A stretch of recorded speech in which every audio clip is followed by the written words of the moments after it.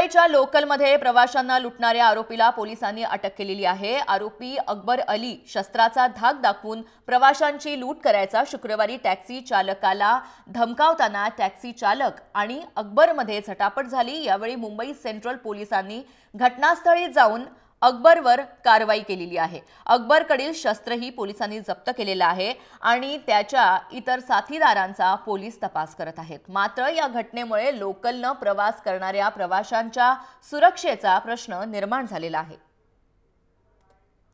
रविशंकर दुबे राहणारा कांदिवली हा taxi driver आहे आणि त्यांनी टॅक्सी आज त्याचा बिझनेस संपल्यानंतर तो चर्चगेटवरून त्यांनी कांदिवली त्याच्या राहत्या घरी जाण्यासाठी त्यांनी ट्रेन पकडली होती।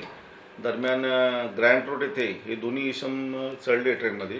हा जो आरोपी आम्ही पकडलेला आहे त्याचं नाव अकबर अली आदालत शेख, वय वर्ष 24, राहणारा बीडी डिझाल वर्डी।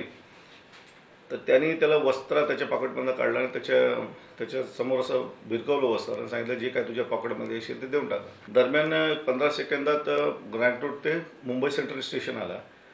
मुंबई सेंट्रल स्टेशन आल्यावर ह्या पिढीने पोलिसांचा प्रेझेन्स प्लॅटफॉर्मवर पाहिल्यावर त्यांनी आरडाओरडा केली, म्हणून पोलीस तिथे धावून गेले आणि हा एक अनुचित प्रकार घडता घडता थांबला।